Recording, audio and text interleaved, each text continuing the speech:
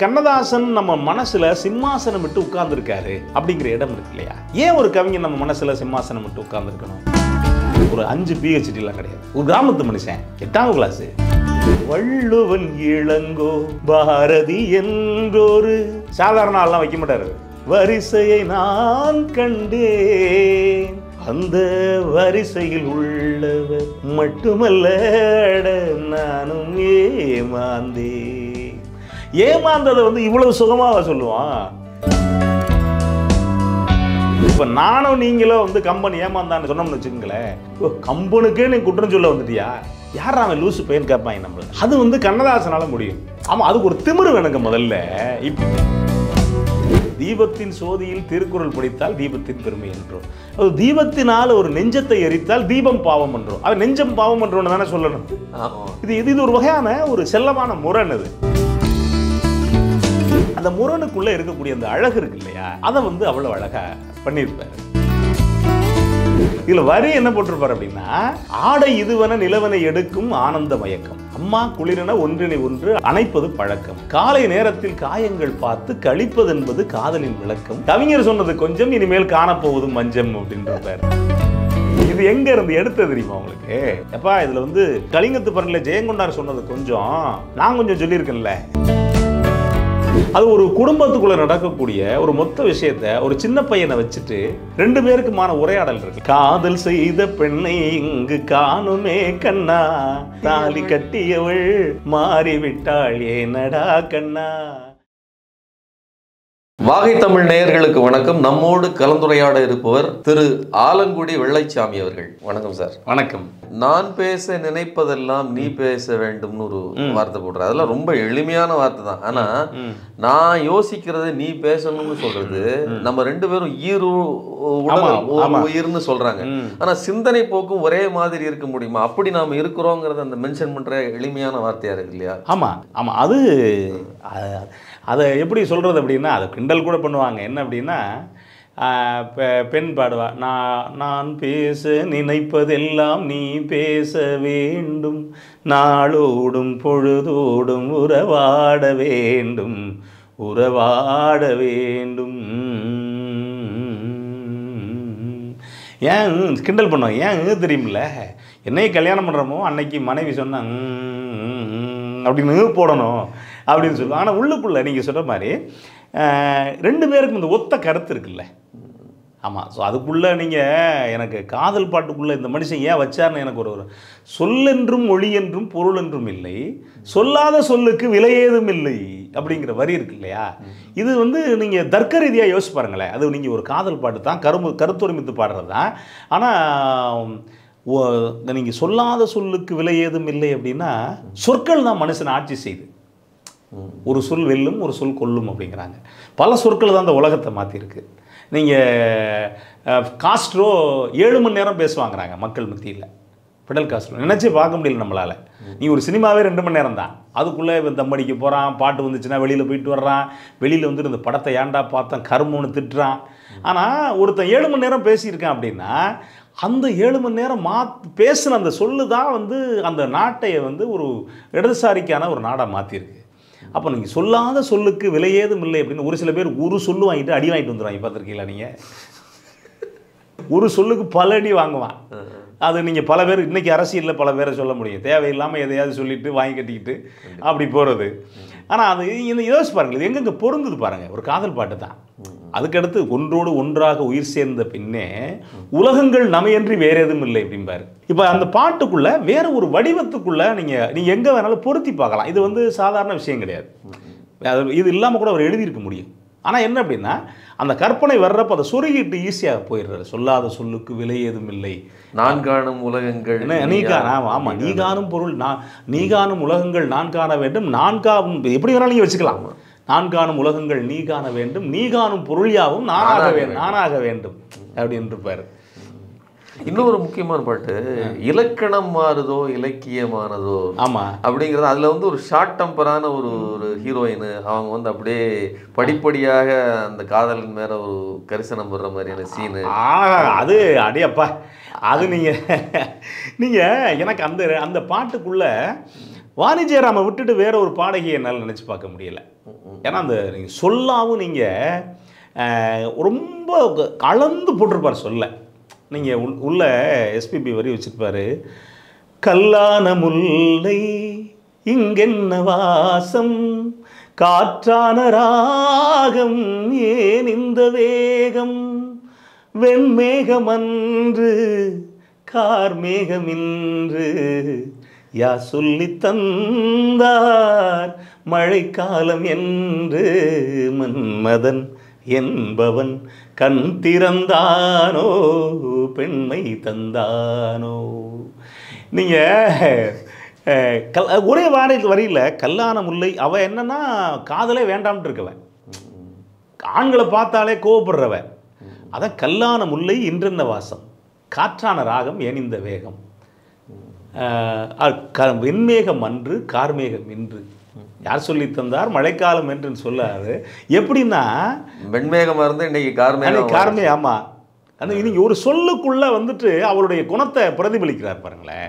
வெண்மேகம் அன்று கார்மேகம் இன்று. இதுக்கு என்ன காரணம்னா யார் சொல்லி தந்தார், ஆமாம் மழைக்காலம் என்று மன்மதன் என்பவன் கண் திறந்தானோ. ஓ, இப்போ தான் லேட்டாக கண்ணு திறந்திருக்கான் உனக்கு, அவனுக்கு மன்மதன் வந்துட்டு. இன்னொன்று இதில் இவ்வளவு நயமான அது உள்ளுக்குள்ள காதல் காமம் எல்லாம் வந்தாலும் இதில் எந்த இடத்துலையுமே ஒரு காமத்துக்கான இதுவே இல்லாமல் இவ்வளோ நுட்பமா இருக்கு இல்லையா? அதுதாங்க கவிஞன். நீங்க வந்துட்டு மழை மேகம் மன்மதன் கண் திறந்தான் சேர்த்து பார்த்தீங்கன்னா என்னென்ன நடந்திருக்குங்கிறது அது வந்து ஒரு ஜெனட்டிக்கல் சேஞ்ச், அது ஆமா ஆமா பயாலஜிக்கல் சேஞ்ச். ஆமா, அதை வந்து ஒரு கற்பனையா சொல்லியிருக்காரு இல்லையா? நீங்க அது பல பாடல்கள் சொல்ல முடியும். நீங்க அவருடைய காமத்துக்கான பாடல்கள் நீங்க எடுத்துக்கிட்டீங்கன்னா, இரவுக்கும் பகலுக்கும் இனி என்ன வேலை, இதயத்தில் விழுந்தது திருமண மாலை, உறவுக்கும் உரிமைக்கும் பிறந்தது நேரம், உலகம் நமக்கு இனி ஆனந்த கோலம். இது ஒரு முதலுறவு பாட்டு. இருவர் என்பதே இல்லை இனி நாம் ஒருவர் என்பதே உண்மை. எங்கள் தங்கராஜா, எங்கள் தங்கராஜா. இதுல வரி என்ன போட்டிருப்பார் அப்படின்னா, ஆடை இதுவன நிலவனை எடுக்கும் ஆனந்த மயக்கம், அம்மா குளிரென ஒன்றினை ஒன்று அணைப்பது பழக்கம், காலை நேரத்தில் காயங்கள் பார்த்து கழிப்பது என்பது காதலின் விளக்கம், கவிஞர் சொன்னது கொஞ்சம் இனிமேல் காணப்போவதும் மஞ்சம் அப்படின்றார். என்ன நீங்க என்ன இது எங்க இருந்து எடுத்த தெரியுமா உங்களுக்கு? கலிங்கத்து பரணியில ஜெயங்கொண்டார் எழுதியிருக்காரு பாட்டு. என்ன அப்படின்னா, அது முழுக்க முழுக்க ஒரு போர் இலக்கியம். போருக்கு போறாங்க, போருக்கு அங்கே போயிட்டு அவன் வந்துட்டு போரில் இருக்கான். போரில் இருக்கவனுக்கு மனைவியை நினச்சிட முடியாது, ஆனால் இவன் வீட்டில் நினச்சிக்கிட்டே இருக்கான். போர் முடிஞ்சு அவன் அங்கேருந்து கடகடன்னு வர்றான். கடகடன்னு வர்றப்போ பசலை படந்துருக்கிறான், இவன் உள்ளே வர்றான். உள்ளே வர்றப்போ அப்போ என்ன நடக்கும்னு நமக்கு தெரியும். அவன் காஞ்சி போயிட்டு வர்றான், இவ்வளவு நினச்சி காஞ்சி போயிருக்கா. அப்போ ரெண்டு பேருக்குள்ளே வந்து உறவு. இந்த உறவு நடக்கிறப்ப திடீர்னு காணாததை கண்டுட்டு இருக்கிறப்ப இருக்குது அந்த சுகம் இருக்கு இல்லையா? அப்போ என்ன ஆகுது அப்படின்னா, திடீர்னு வைக்கப்படுறா பார்த்துட்டு, ஐயோ ஆடையை காணுமே நிர்வாணம் அப்படின்ன உடனே படக்கு நிலவை பிடிச்ச உடுத்திக்கிட்டாலாம். அவன் என்ன சொல்கிறாரு ஜெயங்கொண்டார் அப்படின்னா, கலவிக்களியின் மயக்கத்தில் கலை போய் கலையகல கலைமதியின் நிலவை துகிலன உடுத்து வீர் அப்படிம்பார். இதைத்தான் கொண்டு வந்துட்டு ஆடை இதுவன நிலவனை எடுக்கும். எவ்வளோ எளிமை பாருங்க. ஆனந்த மயக்கம், அம்மா குளிரென ஒன்றினை ஒன்று அணைப்பது பழக்கம், காலை நேரத்தில் காயங்கள் பார்த்து கழிப்பது என்பது கவிதையின் விளக்கம், கவிஞர் சொன்னது கொஞ்சம் இனிமேல் காணப்போவது மஞ்சம் அப்படிங்கிறாரு. என்ன அப்படின்னா, இதுக்குள்ளே என்ன முத்தாய்ப்பாக வைக்கிறார் அப்படின்னா, கவிஞர் சொன்னது கொஞ்சம்னா ரெண்டு பொருள் இருக்குது இதுக்குள்ளே. எப்பா இதில் வந்து கலிங்கத்து பரணியில் ஜெயங்கொண்டார் சொன்னது கொஞ்சம், நான் கொஞ்சம் சொல்லியிருக்கேன்ல. என்ன இது வந்து எனக்கு கிடைச்ச அனுபவம் இருக்குது, ஜெயங்கொண்டாருக்கு உள்ள அனுபவம் இருக்குது, அது இல்லாமல் உனக்கு ஒரு அனுபவம் இருக்கும் இல்லையா? யார் இந்த பாட்டை கேட்குறாள், நீயும் அந்த மகிழ்ச்சியில் கண்டிப்பாக இல்லாத மனுஷன் இருக்க மாட்டான் இல்லையா? அப்போ உனக்கும் ஒரு இருக்கு இல்லையா? அப்போ நீ இதை பார்த்துட்டு கேள்வி கேட்காத, உனக்கு அனுபவம் வேறு மாதிரி இருக்கும் இல்லையா அப்படின்னு இன்னொரு இடத்துல நீங்கள் இதெல்லாம் யோசிக்கவே முடியாது. ஒரு பாடலில் நீங்கள் இவ்வளோ விளக்கம் சொல்லாமல் இருந்த அந்த பாட்டை எப்படி போயிடும் அப்படின்னா, யதார்த்தமாக இரவுக்கும் பகலுக்கும் இனி என்ன வேலை, சரி சும்மா தர்றாங்க இவ்வளோ இருக்குது அப்படிங்கிற இடத்துக்கு போவோம். அப்போ என்ன ஆகுது அப்படின்னா, ஒரு கவிஞன் வந்துட்டு இந்த கடைத்தரப்பு பாடல் சொல்கிறீங்க. ஆமாம் கடைத்தரப்பு, ஆமாம் கடைத்தரப்பு. அப்போ ஒரு கவிஞன் பாருங்களேன் எவ்வளவு எளிமையாக ஒரு மக்களுக்குடைய ஏதோ ஒரு விஷயத்தை எடுத்து கொண்டு போயிட்டு, நீங்கள் சொல்லுவாங்க கண்ணதாசனை பொறுத்த வரைக்கும் நம்மளை மாதிரி ஆட்களை என்ன பண்ணுவார் அப்படின்னா, இதை தேடுப்பா அப்படிம்பாரு. சொல்லாமல் சொல்லி ஒரு விஷயத்தை தேட வைக்கிறது. இப்போ நம்ம என்ன சும்மா இருக்க மாட்டோம்.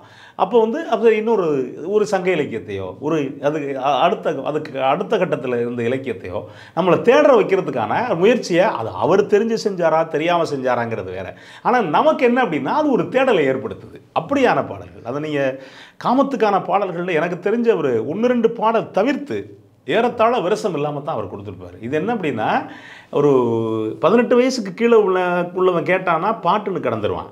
18 வயசுக்கு மேலே இருக்கிறவன் கேட்டான் அப்படின்னா யோசிச்சு ஒருத்தன் நம்மளை மாதிரி ஒரு சில பேர் இதே வேலையாக இருப்பான் தெரியுமா, யோசிச்சா அப்படின்னா ஏன் இந்த மனுஷன் அப்படி எழுதினாரு அப்படிங்கிற அந்த தன்மை வரும்.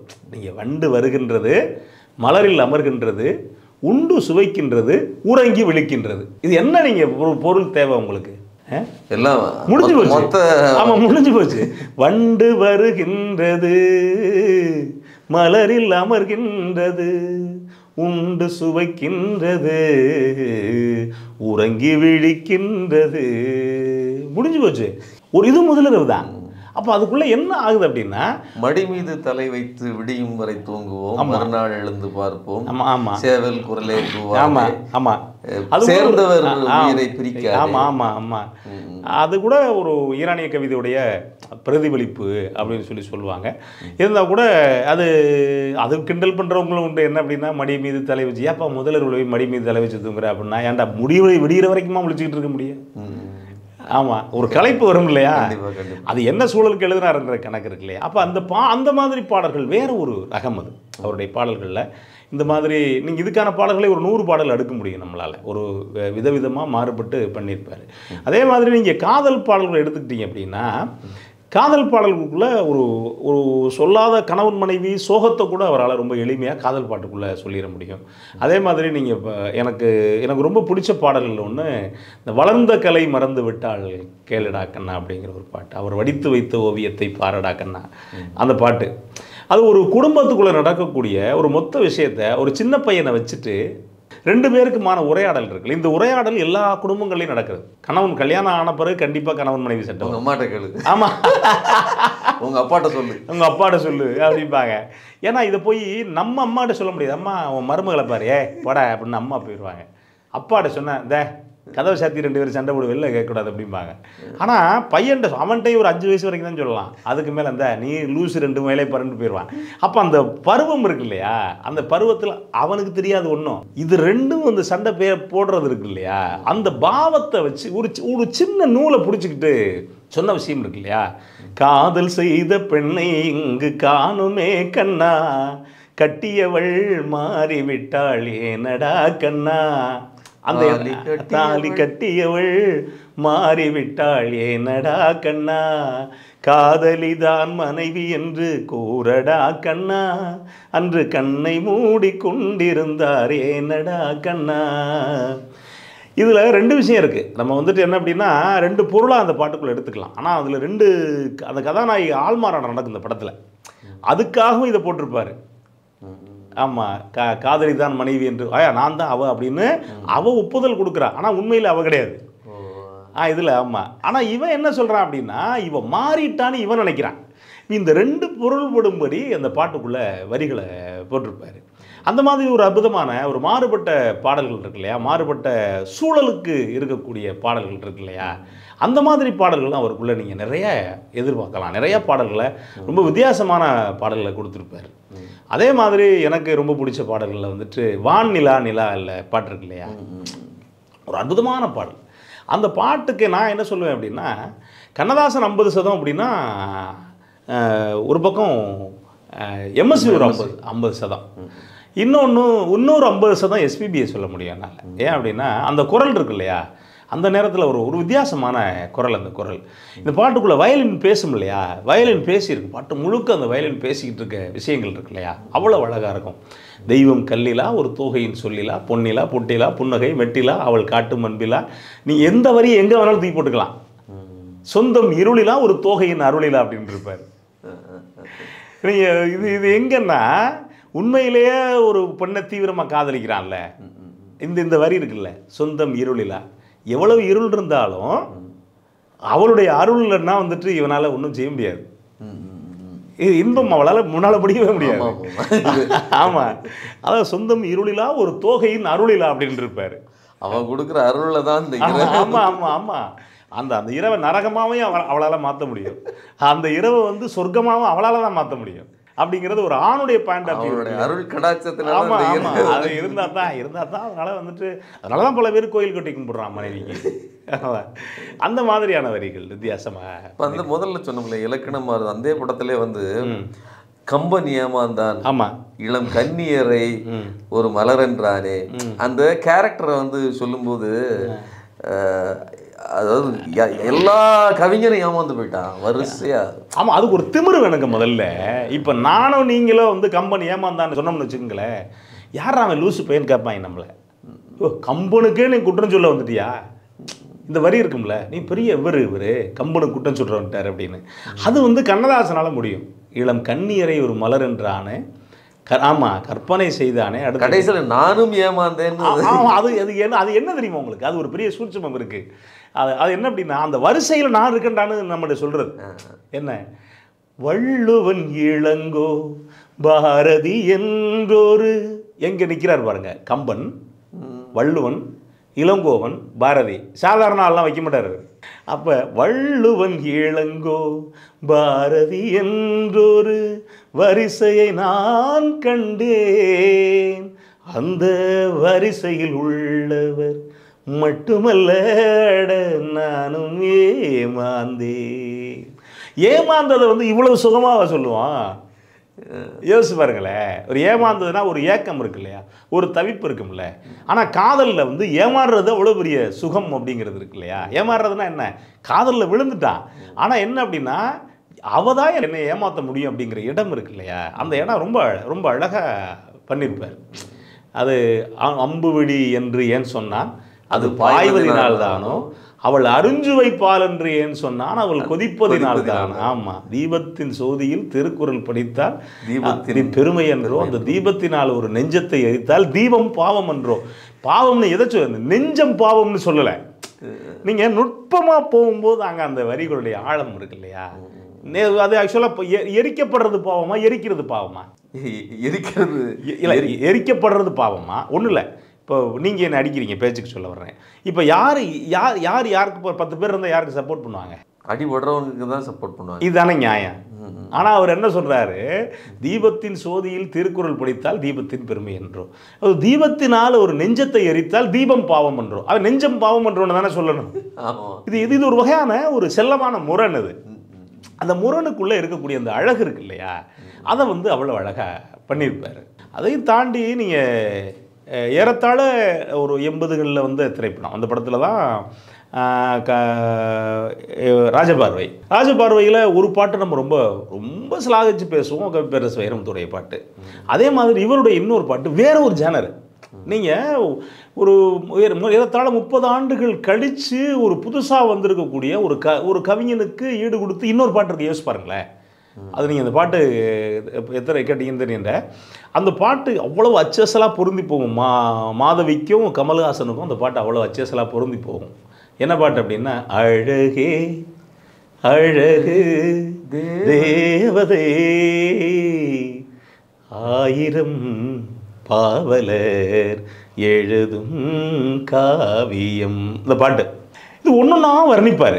எனக்கு என்னன்னா, எங்கே கண்ணதாசன் நம்ம மனசில் சிம்மாசனம் விட்டு உட்கார்ந்துருக்காரு அப்படிங்கிற இடம் இருக்கு இல்லையா. ஏன் ஒரு கவிஞர் நம்ம மனசில் சிம்மாசனம் விட்டு உட்கார்ந்துருக்கணும்? இத்தனைக்கும் அவர் எம்ஃபில் பிஹெச்டி, ஒரு 5 PhDலாம் கிடையாது, 8ஆம் கிளாஸு, ஒரு கிராமத்து மனுஷன்.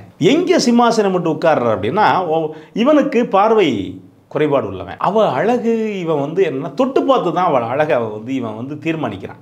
என்ன சொல்கிறான் அப்படின்னா, காது இப்படி இருக்குது, முகம் இப்படி இருக்குது, மூக்கு இப்படி இருக்குது, சங்கு கழுத்து, இதெல்லாம் சொல்கிறான். சொல்லிவிட்டு நீங்கள் இப்படியே வருவான், வந்துட்டு அவருடைய தொடையை தொட்டு பார்க்கணும். நீங்கள் தமிழர்கள் என்ன பண்ணால் காதை, நீங்கள் முன்னாடியெல்லாம் பார்த்தீங்கன்னா ஒரு 90களுக்கு முன்னாடி கிராமங்களில் காதல்னு சொல்ல மாட்டாங்க, காதல்லாம் கொச்சை வார்த்தைன்னு நினச்சான். அந்த அவங்க 2 பேரும் விரும்பினாங்களாம்பாங்க. தொடைங்கிறது மனித உறுப்பு தான். ஆனால் அதை என்ன சொல்கிறாங்கன்னா, எளிய மக்கள் அதை வந்து அருவருப்பான வார்த்தையாக பார்த்தான். ஒரு ஆணை தொடையை தட்டுறான்னா அது வேற, ஒரு பெண் தொடை அப்படிங்கிறப்ப அது ஒரு ஒரு ஒரு வழக்கில் அது ஒரு சரியா இல்லாத சொல்ல பார்த்தா. அப்போ அதுதான் இதை புரிஞ்சுக்கிட்ட கண்ணதாசன் இந்த பாட்டை எப்படி போடுறாரு அப்படின்னா, பூவுலாவும் கொடியை போல இடையை காண்கிறேன் அப்படின்னு போடுறவர் அடுத்து போக போக வாழை போல இடைக்கு தொடை தானே இயைவு. என்ன சொல்றாரு அப்படின்னா, போக போக வாழை போல அழகை காண்கிறேன்.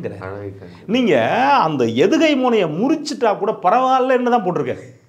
எதுகை மோனையை முறிச்சிட்டா கூட, முறிச்சிட்டு போட்ட பிறகு இந்த ஒரு கவிஞருடைய அழகு அங்கதான் உட்காருது. நீங்க அது இல்லையா, அது இப்போ தொடைக்கு இடைக்கு தொடை தான் சரியா இருக்குன்னு போட்டிருந்தா உண்மை யாரும் அவர் அடிச்சிருக்க போறதில்லை. ஆனா இந்த பாட்டை பத்தி நம்ம பெருசா பேச போறதில்லை. ஆனா என்ன பண்ணியிருக்காரு அப்படின்னா, ஒரு கவிஞனுடைய அழகு அங்க கூடுதலாயிருது. போக போக வாழை போல அழகை காண்கிறேன் அப்படிங்கிறப்ப அப்பதான் அந்த கவிஞன் நம்ம மனசுக்குள்ள சிம்மாசனம் மட்டும் உட்கார்ந்துடுறான். அந்த மாதிரியான அவருடைய பாடல்கள் அவ்வளோ பாடல்கள் இருக்கும். நீங்கள் பேசணும்னா அது ஒரு ஊற்று மாதிரி வந்துக்கிட்டே இருக்கும். கலிங்கத்து புரணியில் கடைத்தரப்பு பாடலை போய் படித்து அதை இன்னைக்கு நம்ம பார்க்கறதுக்கு சாத்தியம் இல்லை. ஆனால் கண்ணதாசன் பாட்டில் நீங்கள் சொன்ன மாதிரி எளிதாக நாம் புரிந்து கொள்ள முடியும். இலக்கியத்தனமும் குறையாமல் எளிமையாகவும் அந்த ஓசை கட்டுக்குள்ளும் கொடுத்த ஒரு மாபெரும் கவிஞனை பற்றி ஒரு சிறந்த உரையாடலை செய்திருக்கிறோம். நன்றி. மகிழ்ச்சி.